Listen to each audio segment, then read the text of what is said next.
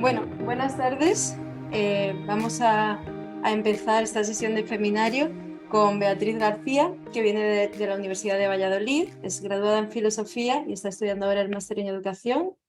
Y hoy nos va a hablar de Mary Wollstonecraft en esta conferencia que se llama Mary Wollstonecraft, Razón, Educación y Virtud. Bueno. Pues bueno, lo primero de todo, voy a compartir pantalla, que creo que es importante.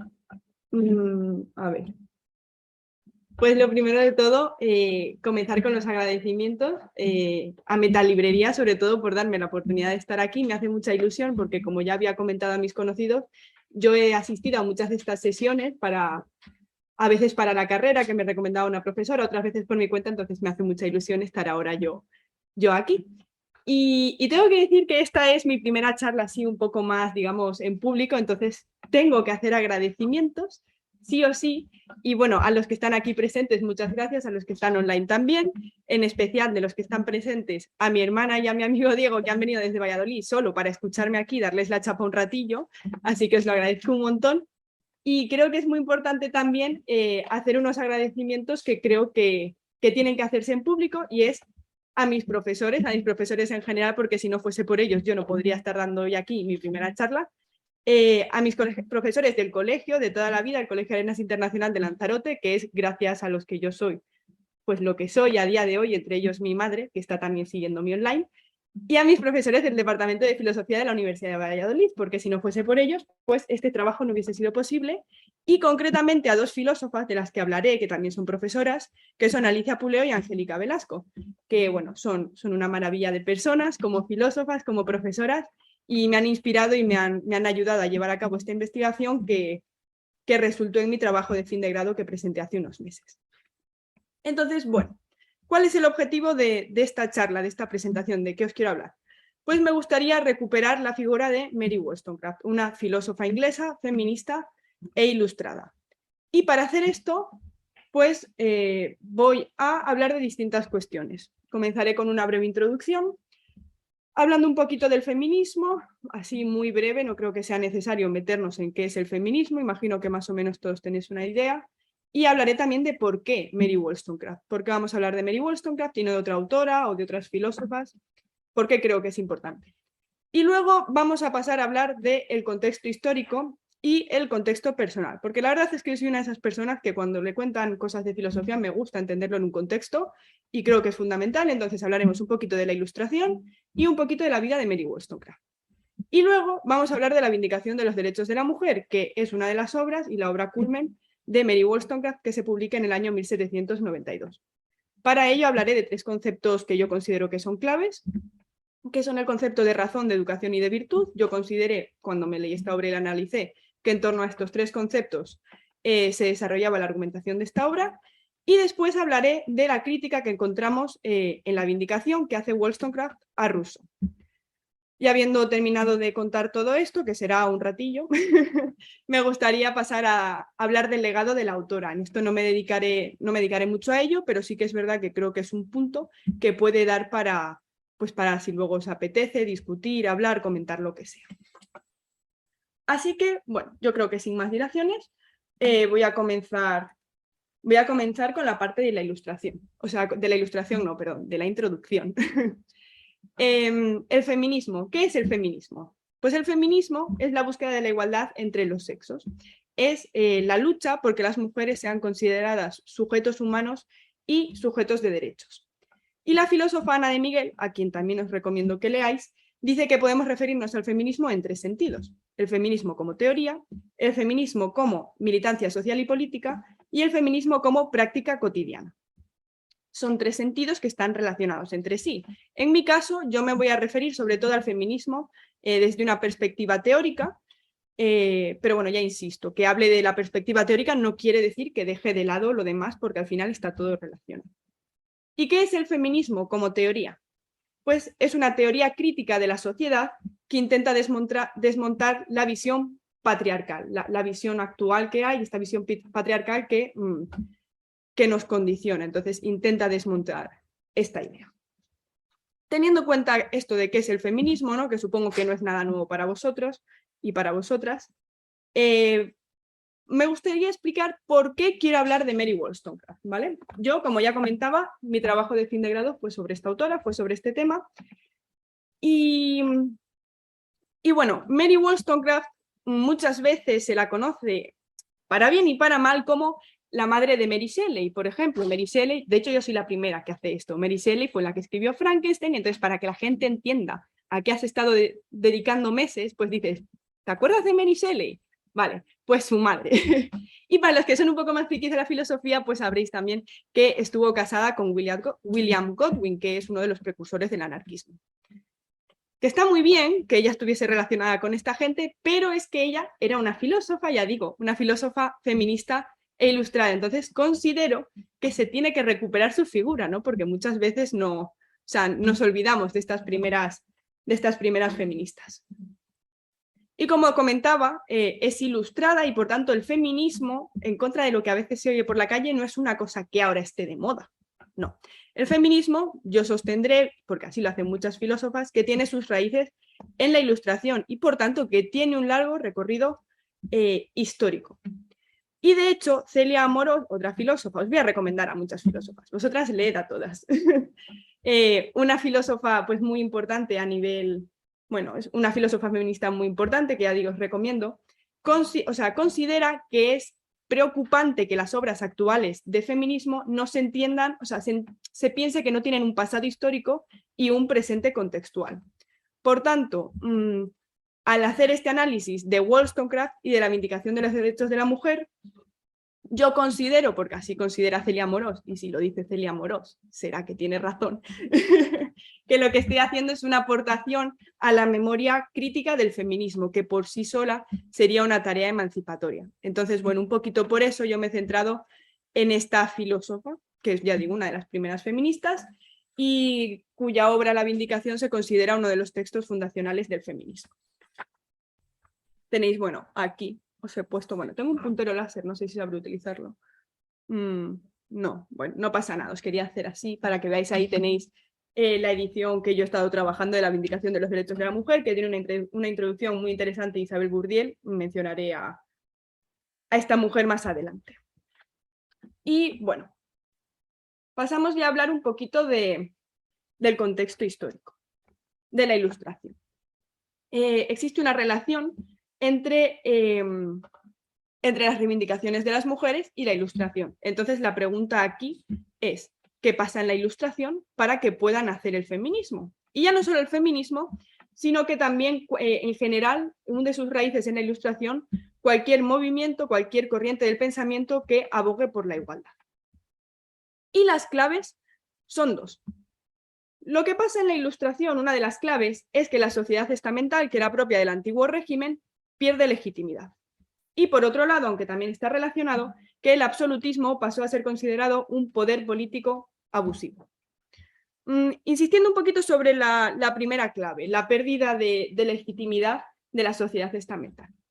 Si a grandes rasgos la cuestión estaría en que en una sociedad estamental, como sabréis, tú naces en un estamento y es prácticamente imposible que te muevas. Entonces hay un estamento más importante que el otro o que se considera mejor, por decirlo así, de alguna manera, pues la visión que existe en la sociedad es desigual. No puedes pensar en términos de igualdad porque tú estás abajo, el otro está arriba y es así, no te puedes mover. Entonces, al perder legitimidad la sociedad estamental, pues comienza a poder hablarse de igualdad. Y es entonces cuando aparece este valor de la igualdad que de hecho heredamos nosotros directamente de la Ilustración. Ahora hablamos mucho de igualdad, pues bueno, estas ideas venían ya de la Ilustración. Y uno podría preguntarse, ¿es que nadie habló de las mujeres y de este problema de subordinación que sufrían antes? Mira que la historia es larga, ¿eh? Y uno dice, ¿nadie habló antes realmente? Pues a ver, sí. Sí, pero hay que hacer unas matizaciones. Tenemos, por ejemplo, a Cristina de Pizan, que en el año 1405 escribe La ciudad de las damas. ¿Pero qué es lo que pasa? Que en este tipo de obras, donde se habla de las mujeres y de sus problemas, lo único que se hace, bueno, lo único, que ya es bastante, pero lo que se hace es recopilar una serie de problemas. No se hace como tal una reivindicación. Entonces las feministas, las filósofas feministas, conocen estas obras como parte de un memorial de agravios, pero no propiamente reivindicaciones, porque ya digo, son sociedades donde todavía se piensa en términos de desigualdad, porque la sociedad está parte de desigualdad pura y dura, ¿no? Ya digo, lo que decíamos de la sociedad estamental. Y bueno, comentaba que entonces, si veis que voy muy rápida, hacedme así un gesto los que estáis aquí, y yo voy un poquito más lento, los que estáis online, lo siento, espero ir a un buen ritmo. Pero bueno, concretamente las reivindicaciones de las mujeres sí tienen sus orígenes en la Ilustración, pero más específicamente en el lenguaje revolucionario. Y aquí me voy a meter un poquito más en historia. ¿De dónde sale ese lenguaje revolucionario? Pues bueno, podríamos decir, bueno, así lo sostiene un autor que se llama Jonathan Israel, que escribe una interesante obra que se llama Una revolución de la mente.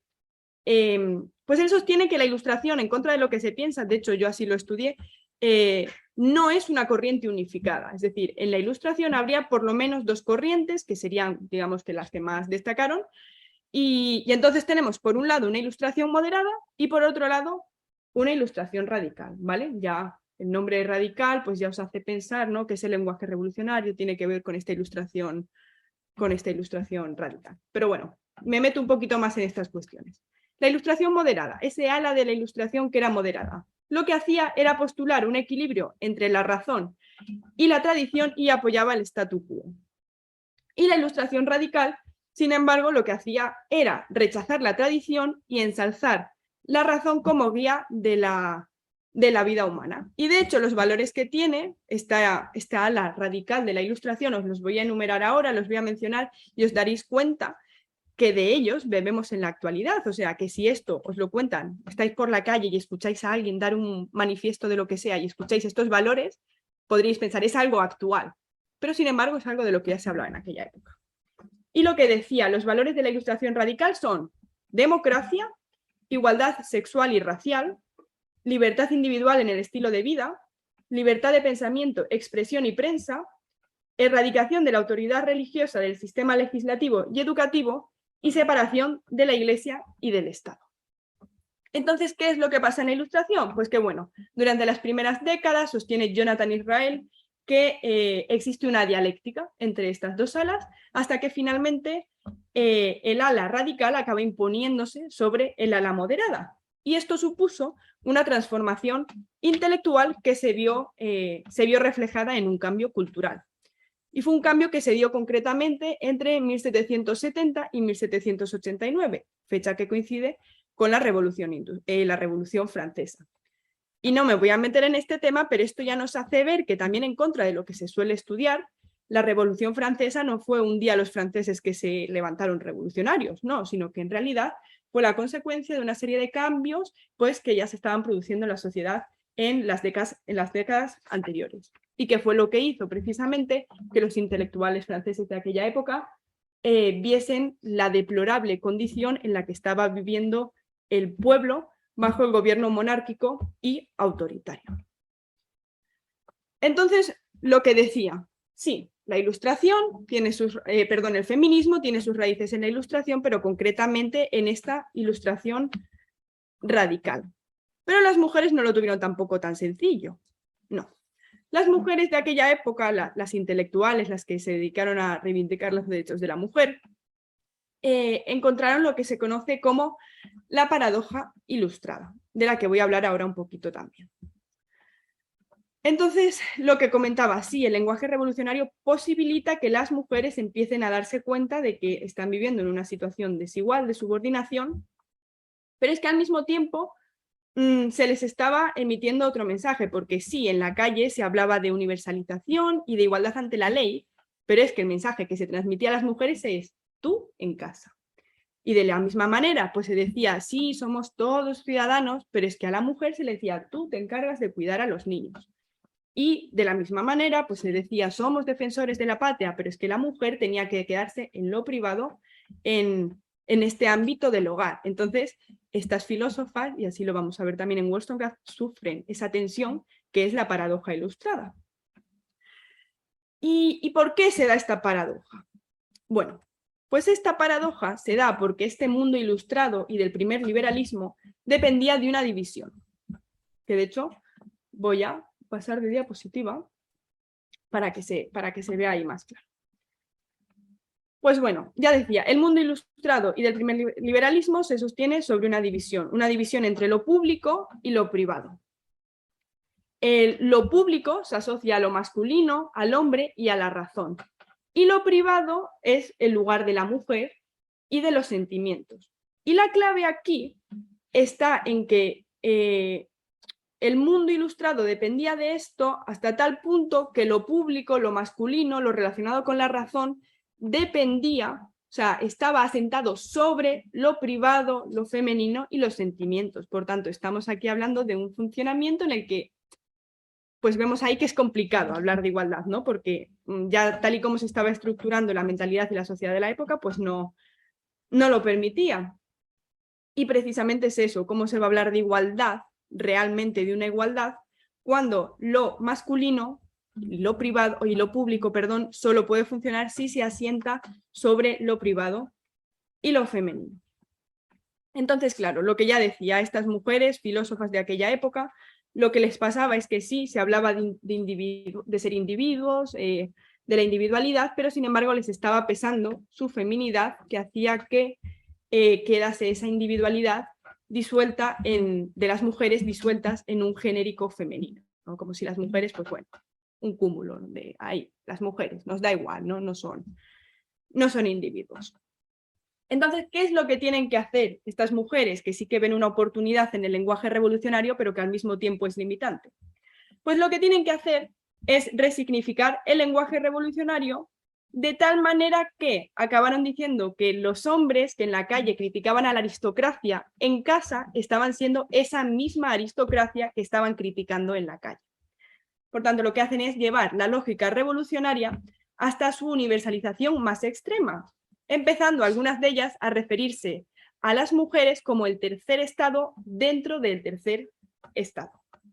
Y aquí os dejo unas imágenes de pues, personas de aquella época que se dieron cuenta de pues, que aquí había algo que no acababa de encajar, ¿no? Y tenemos, por ejemplo, bueno, yo no he estudiado francés, entonces me perdonéis la pronunciación, he estado antes escuchando a ver si podía pronunciar bien, pero tenemos en primer lugar a una filósofa, a Madame de Staël, si no me equivoco. Luego tenemos un filósofo, porque hubo hombres que también se preocuparon por esto, como es Condorcet.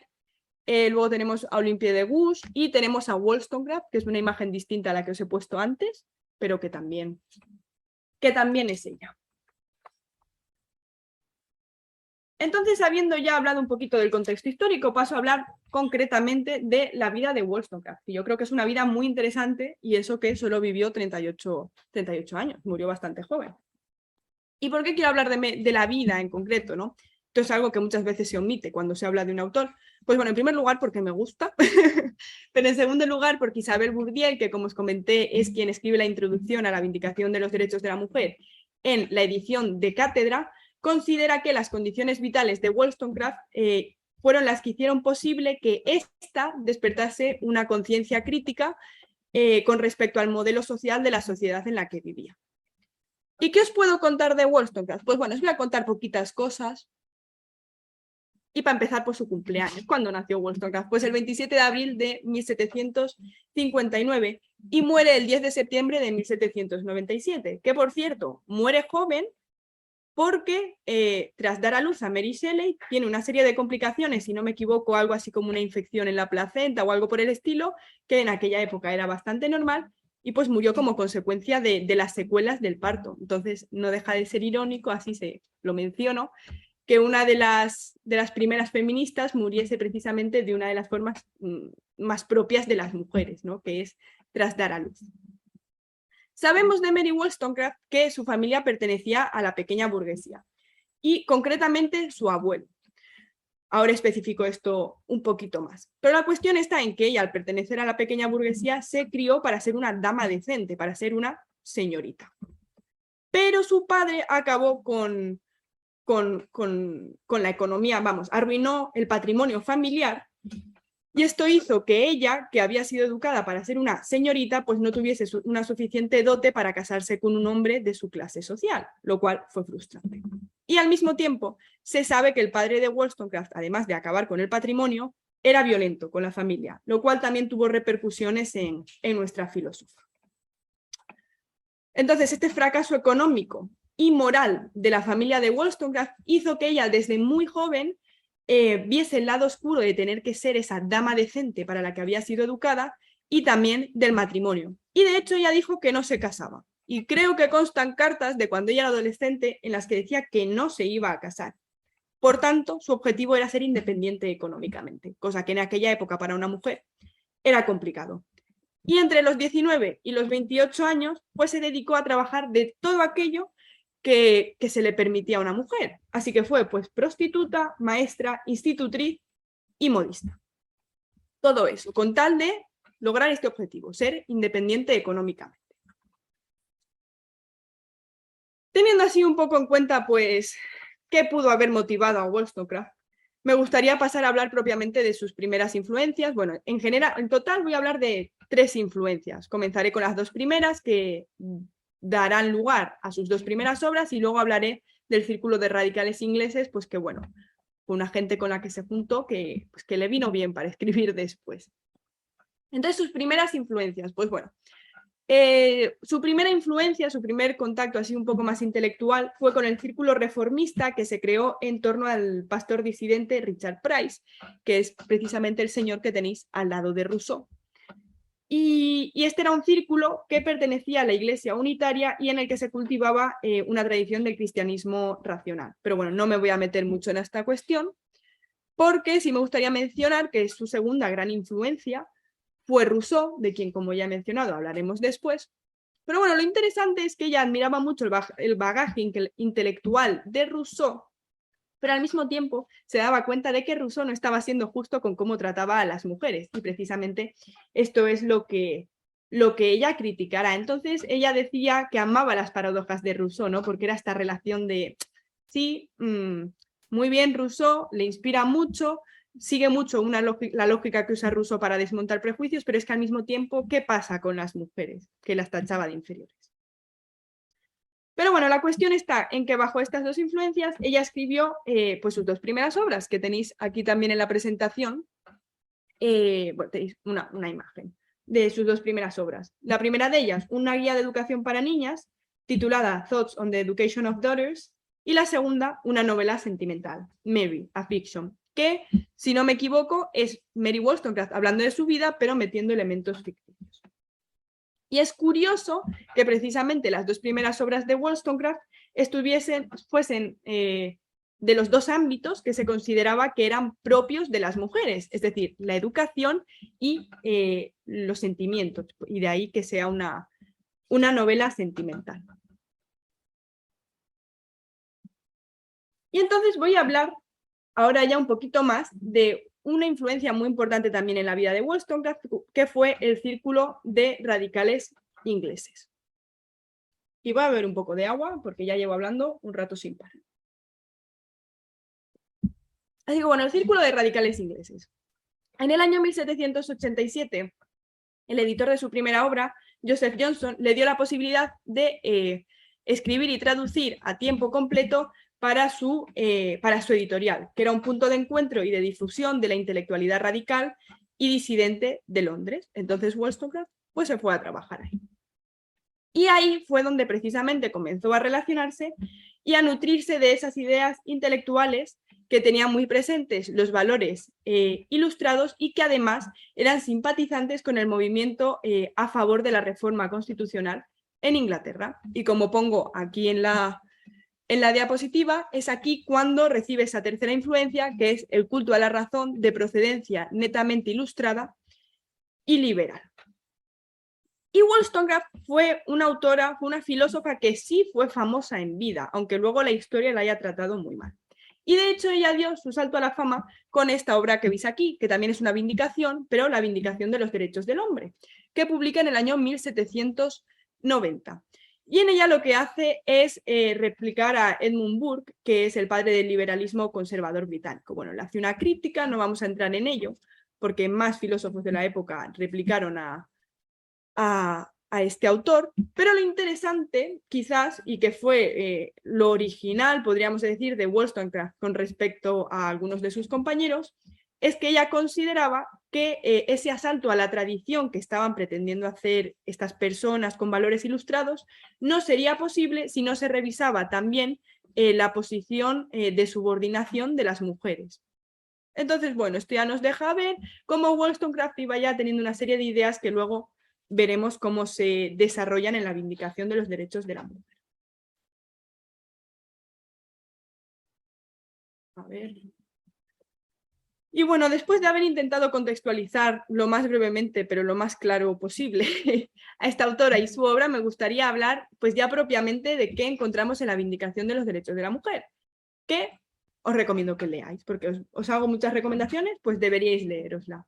Como ya os digo, se publicó en el año 1792. Y como también comenté al principio, yo he considerado, y así os lo voy a explicar, que son 3 conceptos los fundamentales en esta obra y en torno a los cuales gira al final toda la argumentación, o al menos la parte más gruesa de la argumentación. Y estos conceptos son el de razón, el de educación y el de virtud, que, bueno, iremos viendo cómo se relacionan, pero podríamos decir que cuando desarrollamos el entendimiento y por tanto la razón, nos acercamos más a la virtud, ¿vale? Y entonces el objetivo de la vida de uno debería ser virtuoso, alcanzar la virtud. Hay un papel importante de la razón ahí, pero para lo que también es fundamental la educación que se recibe. Entonces ahí van jugando los 3 elementos, pero ya digo, yo creo que esto se verá más claro a medida que vaya hablando de estos 3 conceptos. Y comenzaré con el concepto de razón. Una razón que es ilustrada, porque como ya digo, Wollstonecraft es una filósofa propiamente ilustrada y muchos de sus conceptos en realidad eran los propios de la época. Es novedosa en algunas cosas, pero ella es como tal una filósofa ilustrada.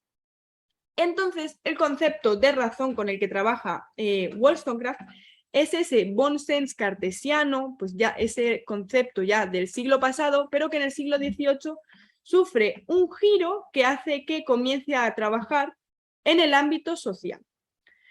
Entonces, la razón con la que trabaja Wollstonecraft, lo que hace es, Wollstonecraft y los ilustrados, es desmontar prejuicios y así posibilitar la existencia de derechos universales.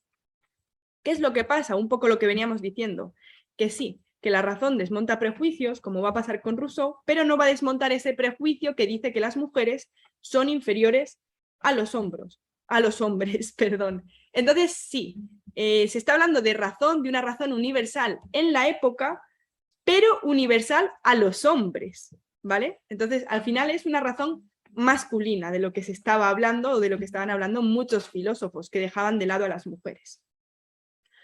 Y entonces, ¿qué es lo que sostiene Wollstonecraft? Pues bueno,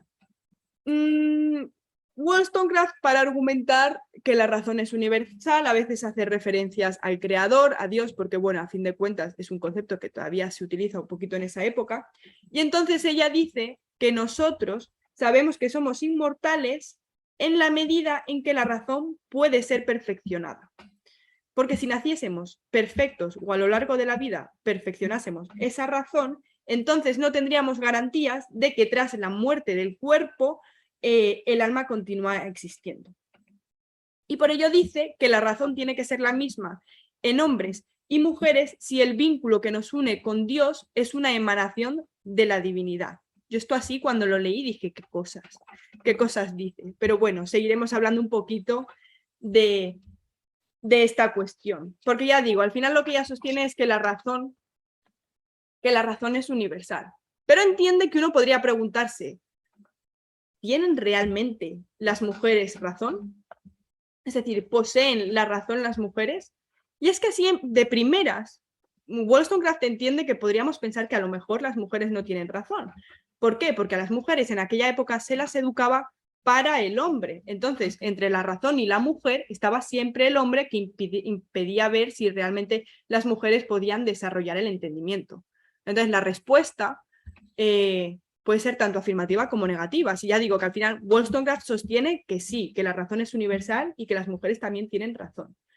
Pero así de primeras podríamos decir, sí, puede que las mujeres tengan razón y en caso de que así se demuestre, deberíamos dejar, o sea, no deberíamos evitar que éstas la perfeccionasen, ¿no? Porque al final es lo que se estaba haciendo en aquella época, pero la respuesta también podría ser negativa. Pero es que en caso de que las mujeres no tuviesen razón o no la misma razón que los hombres, tampoco tendría sentido que con la educación se siguiese haciendo énfasis en esa inferioridad, sino que lo que habría que hacer es precisamente diseñar una educación de manera que la inferioridad de las mujeres pues quedase un poco suplida, ¿no? Pues con la educación, ¿no? Porque si sigues incidiendo en la inferioridad, no sé a dónde las quieres llevar si no tendrían razón. Pero bueno, la cuestión está en que Wollstonecraft sostiene que la razón es universal a toda la especie humana, a mujeres y a hombres. Y ya os he mencionado un poquito el segundo concepto, que pasaré un poco por encima, pero que es el concepto de educación.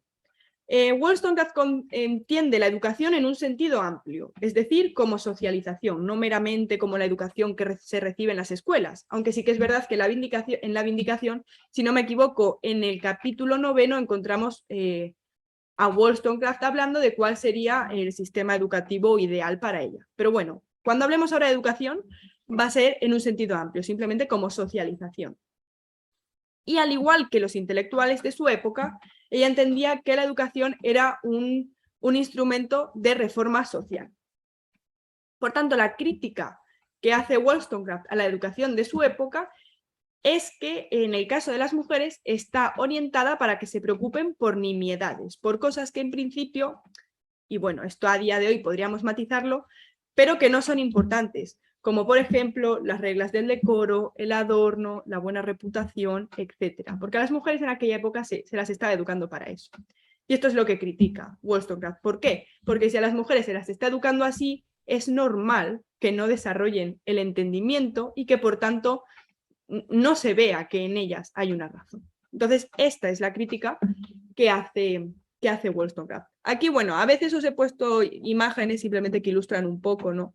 En las diapositivas, digo, pues, sobre a qué se le educaba a las mujeres, ¿no? Pues para preocuparse del hogar, que es importante, pero bueno, en ello entraremos más tarde. Pero sí me gustaría mencionar, tenéis ahí una imagen de un personaje que se llama Lola Vendetta, que yo recomiendo a todo el mundo si no lo conocéis, que es de una ilustradora que se llama Raquel Rivas Rossi, si no me equivoco. Y bueno, tiene son cómics principalmente, muy feministas, también ecofeministas, pues donde encontramos imágenes como esta, que me parece que quedaban con el contexto, vamos, que me parece que iban bien con la presentación. Luego veréis otra, pero me parecía que era importante reconocer a la dibujante.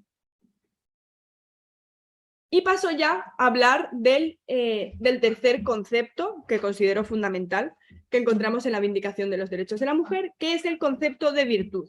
Y el concepto de virtud, podríamos decir, que es la expresión moral de la razón.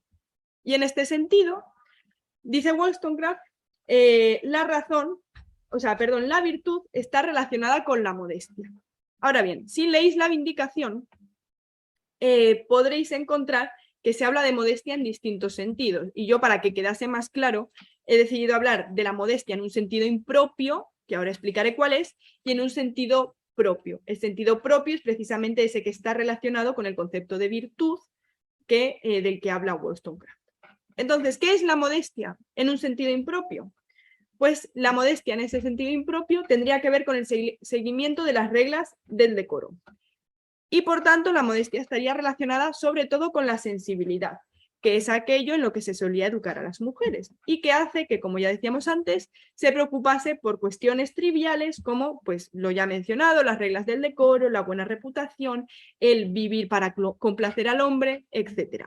Eso sería cómo se entiende la modestia muchas veces en la sociedad y de una manera impropia a ojos de Wollstonecraft. Pero también podemos entender la modestia en un sentido propio.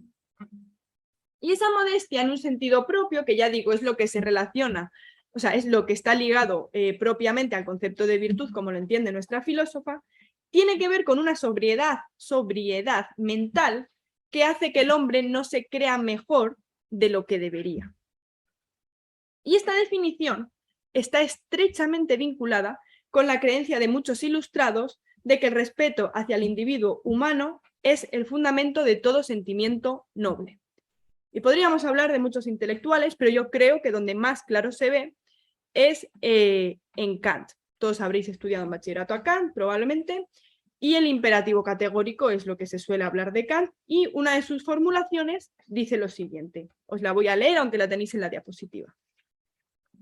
Obra de tal modo que uses la humanidad, tanto en tu persona como en la de cualquier otro, siempre como un fin al mismo tiempo y nunca simplemente como un medio.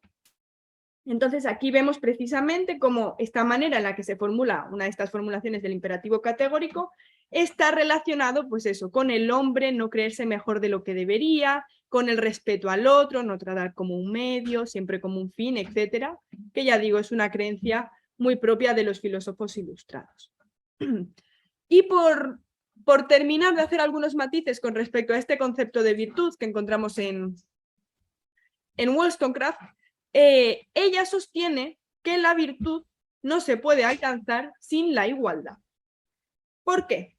Porque en una sociedad donde no hay igualdad, los oprimidos no son virtuosos porque no pueden desarrollar su entendimiento, que es precisamente lo que le pasa a las mujeres en aquella época, y los opresores tampoco pueden alcanzar la virtud porque se han olvidado de sus obligaciones, ¿no? Precisamente, pues, el no creerse más o mejor de lo que realmente son, ¿no? Al final, pues cuando no hay igualdad, siempre hay unos que tienden a perder y otros a ganar y no es eso. O sea, las cosas no tienen que ser así, hablando rápido.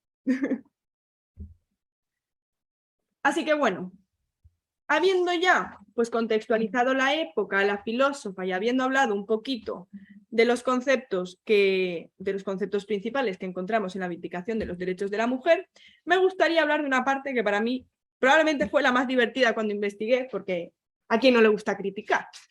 Pues bueno, yo me dediqué a ver cuál era la crítica que hacía Wollstonecraft a Rousseau, porque al final de Rousseau siempre se habla muy bien, pero bueno, también hay que ver que dentro de todo lo bueno hay algunas cosas que podrían mejorarse.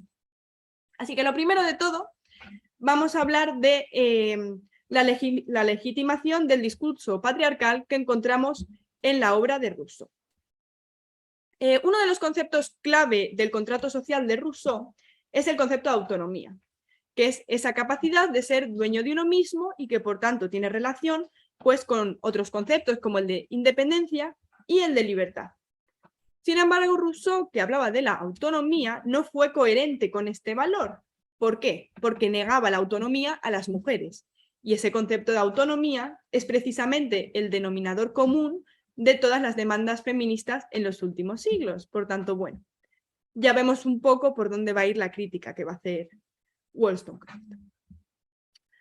Y podemos ver cómo se va construyendo el discurso patriarcal en la obra de Rousseau en varias de sus obras, pero yo me voy a centrar en una que es donde más claro se ve y que es a la que más se refiere Wollstonecraft, que es el Emilio o de la educación. Para quienes no seáis de filosofía y no sepáis de qué va esto, el Emilio es una obra donde Rousseau básicamente se dedica a decir cómo se tiene que educar al hombre, ¿vale? Emilio es el hombre, entonces va explicando cómo se educa a Emilio. Y tiene un apartado quinto, un capítulo quinto, dedicado a la educación de Sofía, es decir, a la educación de las mujeres. Entonces, bueno, la crítica va sobre todo dirigida a cómo sostiene Rousseau que deben ser educadas las mujeres, a cómo se tiene que educar a Sofía. Lo que sostiene Rousseau es que las diferencias sexuales entre hombres y mujeres son tales que influencian en el ámbito moral. O sea, que tienen una repercusión en lo moral. Y por tanto, los hombres y las mujeres tendrían que complementarse. Lo que al final va a hacer Rousseau es ocultar la subordinación, o sea, va a legitimar la subordinación de las mujeres con una teoría de complementariedad de los sexos, que es de lo que voy a hablar a continuación y en los siguientes minutos. Pero la cuestión está en que Rousseau sostiene que las diferencias sexuales que tienen estas repercusiones en el ámbito moral hacen que el hombre sea activo y fuerte y la mujer pasiva y sumisa. Por tanto, a la mujer lo que le corresponde, dice Rousseau, es agradar al hombre, quien a su vez, ¿no? Porque se supone que hay una complementariedad ahí, quien a su vez estaría agradando a la mujer por su propia fuerza, dice Rousseau. También sostiene el filósofo ginebrino que la mujer y el hombre son distintos porque el hombre es macho, es decir, el hombre es un ser sexual solamente en algunos momentos de su vida, en algunos instantes, mientras que la mujer es hembra, es un ser sexual en todos los momentos, lo que supone que para que la mujer cumpla sus funciones tiene que estar siempre referida al hombre. No sé si se entiende, esto es lo que más tarde en el feminismo se va a conocer como el eterno femenino, que Simone de Beauvoir, cuando dice esta frase de no se nace mujer, se llega a serlo, se está haciendo referencia pues precisamente a esta supuesta esencia de mujer de la que se ha hablado muchas veces, ¿no? De la mujer como meramente hembra. Pues eso, en realidad, parece ser que no existe. Pero bueno, Rousseau, ya digo, en un principio intenta camuflar la inferioridad, esta subordinación de las mujeres bajo una teoría de complementariedad de los sexos, pero hay pasajes en los que acaba diciendo y admite que las mujeres, para él, son inferiores a los hombres. Y esto lo dice, por ejemplo, cuando señala que los hombres dependen de las mujeres en lo relativo a sus deseos, pero que las mujeres, sin embargo, dependen de los hombres en lo relativo a los deseos y a las necesidades. De tal manera que los hombres podrían vivir mucho mejor sin las mujeres que las mujeres sin los hombres. Y además, Rousseau considera, ¿no? Al final tiene una imagen de la mujer como una niña pequeña, considera que la mujer es un ser que tiende al exceso, que es viciosa, que es maniática.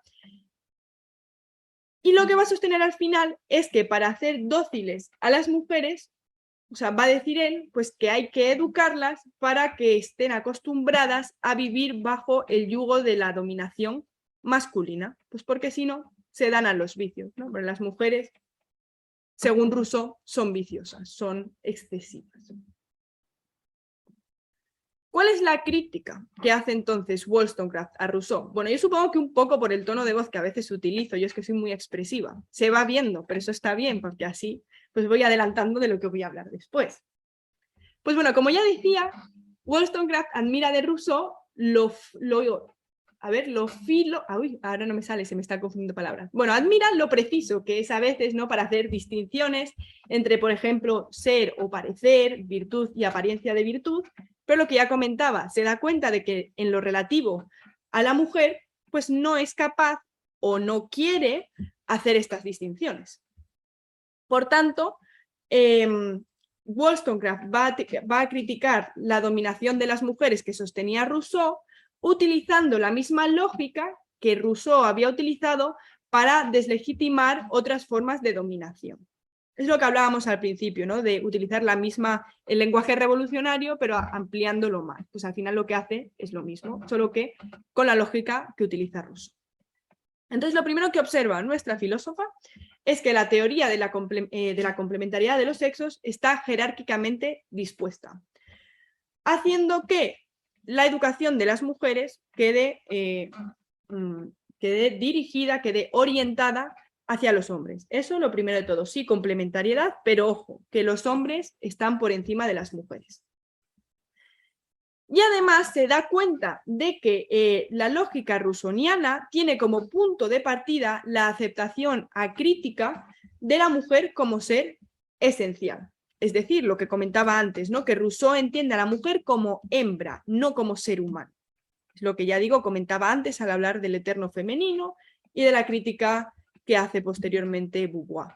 Pero bueno, eso mucho más tarde. Entonces, ¿qué es lo que hace Rousseau? Rousseau lo que hace es decir, cuando habla de el ser de la mujer, cuando habla de lo que la mujer es, lo que hace en realidad es convertir lo que la sociedad creía que una mujer debía ser, pues en la esencia de la mujer. Por tanto, lo que describe Rousseau como esto es una mujer, en realidad no es más que la visión de la época de lo que tenía que ser la mujer.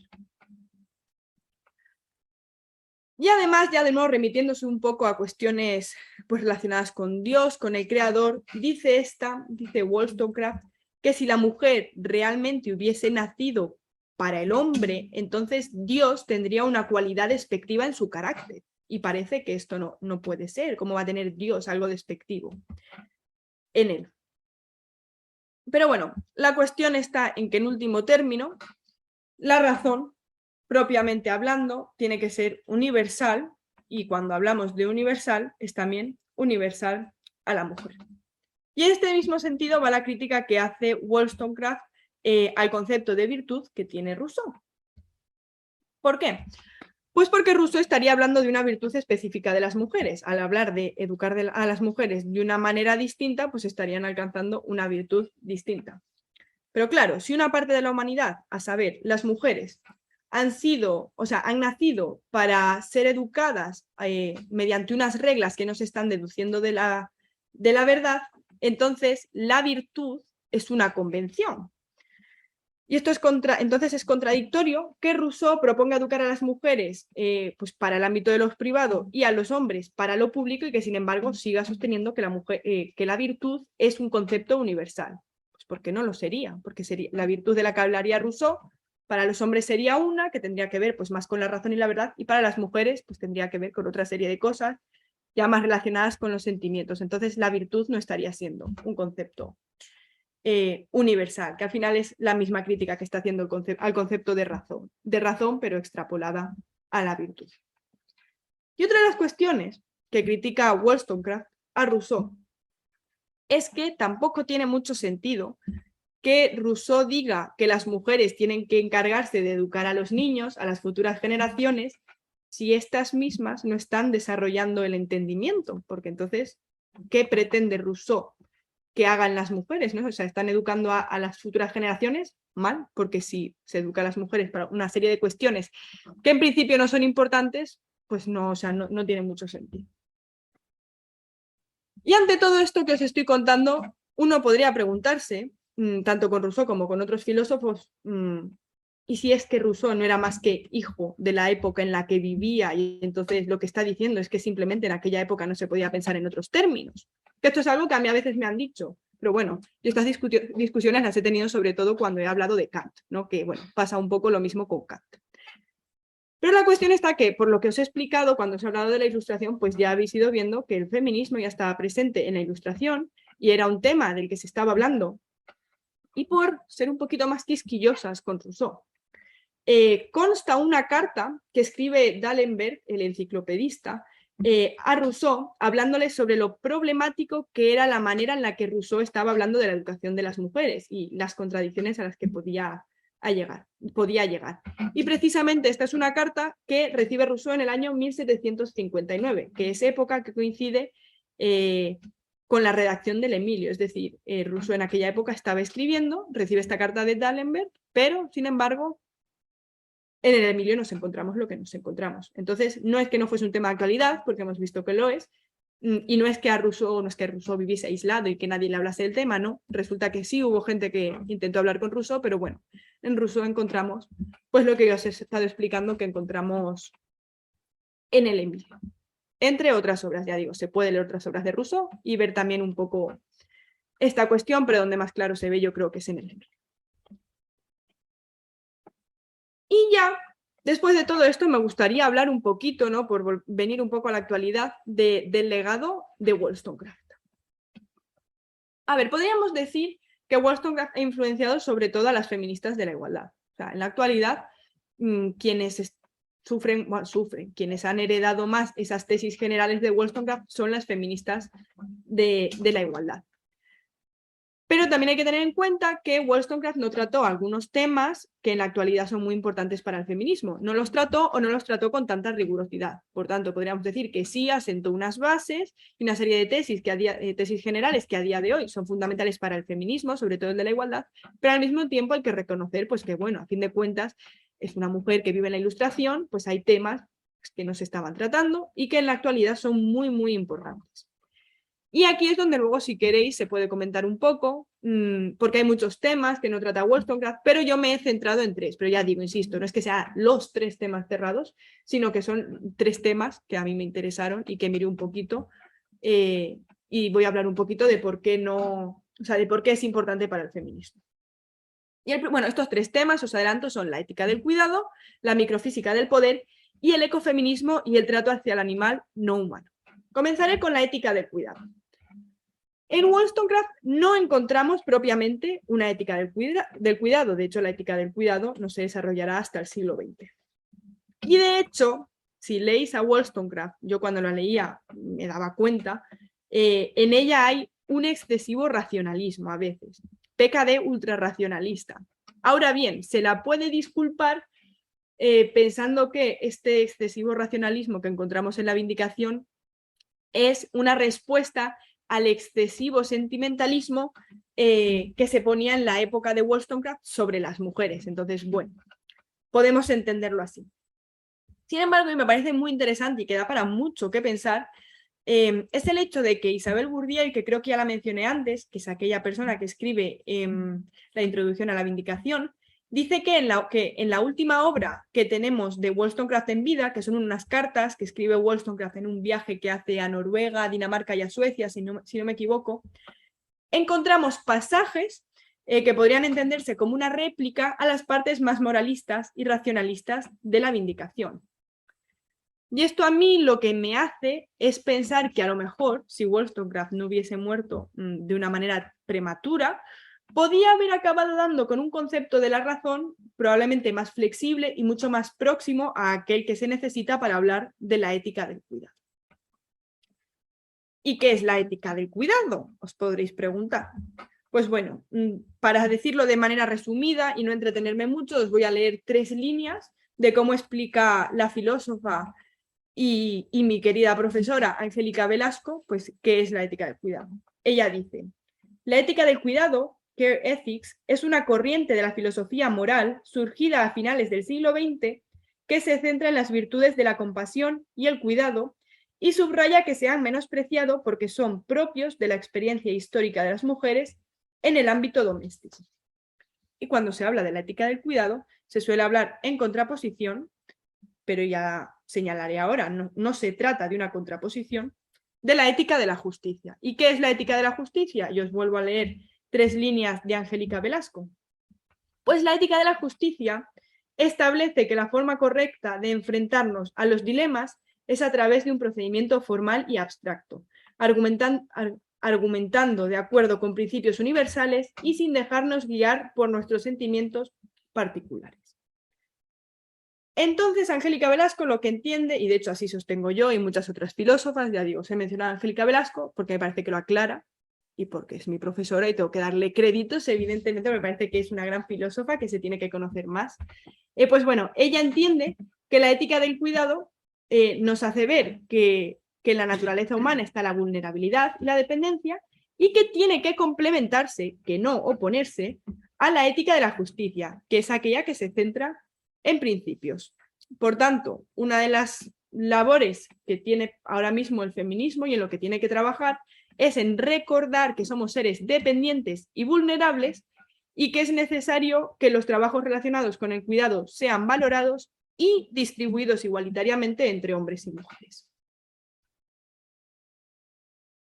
La segunda cuestión, que creo que es importante en la actualidad, es la de la microfísica del poder.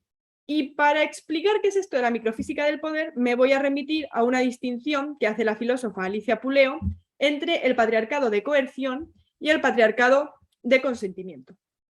El patriarcado de coerción es aquel en el que se castiga a las mujeres por no seguir unas leyes o las costumbres que se les estaba imponiendo por el mero hecho de ser mujeres. Frente al patriarcado de consentimiento, que es en el que la mujer es oprimida de una manera mucho más sutil, a través, por ejemplo, pues, de la publicidad, que incita a las mujeres a seguir unos patrones que son considerados propios de las mujeres.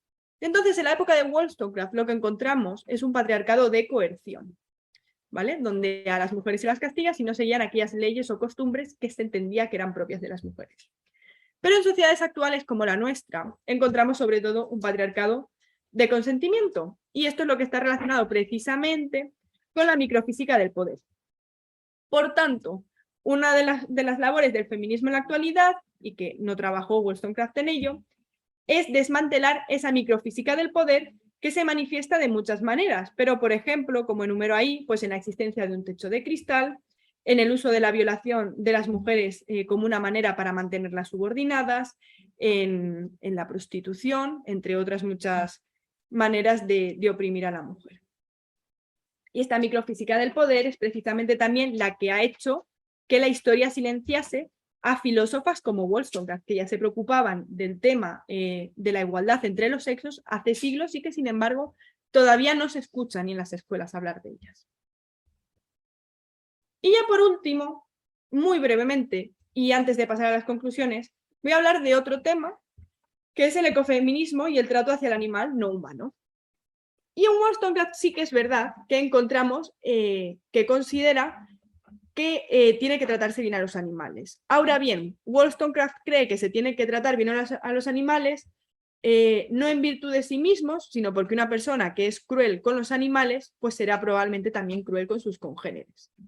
Entonces no muestra demasiado interés en reflexionar sobre el trato que damos a los animales no humanos ni a la naturaleza no humana. Pero yo creo, sin embargo, que esto es una tarea que tiene pendiente el feminismo, ¿no? Ver cuál es la relación que existe entre la opresión de las mujeres y de la naturaleza no humana, y que esto es precisamente lo que hace el ecofeminismo. Y dentro del ecofeminismo podemos encontrar muchas ramas, muchas filósofas, muchos filósofos, pero yo os voy a recomendar el ecofeminismo crítico de Alicia Puleo. Aquí os dejo dos de sus libros. Y bueno, ella si queréis leer propiamente la propuesta de Puleo, deberíais leer la primera obra, la de Ecofeminismo para otro mundo posible. Eso sí, sois de filosofía o si os queréis meter muy en profundidad, es donde ella desarrolla su propuesta. Si queréis algo un poquito más light, os podéis leer Claves ecofeministas, y digo light no porque sea menos, sino porque Alicia Puleo me explicó una vez que precisamente su intención era que este libro fuese un libro de difusión que pudiese llegar a todas las personas, entonces se lee muy bien. Y bueno, por resumir un poquito qué es esto del ecofeminismo que propone Alicia Puleo, pues bueno, podríamos decir, y así termina de hecho ella, si no me equivoco, el primer libro que he mencionado, que frente a ese lema que es libertad, igualdad, fraternidad de la Revolución Francesa, pues tendríamos el lema de libertad, igualdad y sostenibilidad. ¿Por qué? Porque fraternidad hace referencia a frater, a hermano, pero con el término sostenibilidad estamos hablando también de esas personas vulnerables, como son mujeres, como son niños, como son esos indígenas en defensa de la tierra, ¿no? Que están sufriendo pues problemas a raíz de el extractivismo y otras prácticas abusivas. Con sostenibilidad también estamos hablando de la naturaleza no humana y también estamos hablando de los animales no humanos. Así que bueno, si os interesa, ya os digo, os recomiendo leer estos libros de Alicia Puleo. Yo os he puesto también un tercer libro para tratar sobre todo la cuestión del trato hacia el animal no humano, que es La ética animal, una cuestión feminista, de Angélica Velasco, que yo me lo he leído muchas veces, la verdad, me parece un libro muy interesante, y si queréis profundizar en este tema, pues es maravilloso. Y ya llego al final, y más o menos en tiempo, lo cual no está nada mal. Así que bueno, agradeceros evidentemente que estéis aquí. Yo creo que he intentado, y bueno, me contáis si hay algo que os intriga o que no os ha quedado claro, pero creo que he intentado explicar un poquito cuál es el contexto en el que escribe esta autora, tanto a nivel histórico como a nivel personal. He intentado hablar cómo creo que se estructura la argumentación de la vindicación de los derechos de la mujer. He hablado de la crítica que hace Wollstonecraft a Rousseau, que ya digo, para mí es la mejor parte, ¿no? Ver cómo critica, a mí me encanta la crítica. Y creo que os he hablado también un poquito del legado de esta autora, que como ya decía al principio, se puede hablar de muchos otros temas de los que no habló esta autora, pero que en la actualidad son muy importantes para el feminismo. Y me gustaría terminar citando a la filósofa Celia Amorós, a quien ya me he referido antes, que dice que conceptualizar es politizar. Y por ello, teniendo en cuenta esta frase, yo considero que esta investigación que he llevado a cabo para poder dar esta charla, pero bueno, para escribir al final mi trabajo de fin de grado, es de por sí, como comentaba, una labor reivindicativa que yo espero que sirva para visibilizar los problemas que las mujeres hemos sufrido a lo largo de la historia. Y precisamente en este punto es donde yo creo que la filosofía, que para muchos ha muerto, pues está más viva que nunca, está más presente que nunca, y no solo como un saber teórico, sino también como una praxis que nos encamina hacia un mundo más igualitario. Así que, habiendo dicho esto, de nuevo, muchísimas gracias a los que estáis aquí, tanto online como presencial, y he terminado. Gracias. Muchas gracias a todos, en serio. Pues un aplauso para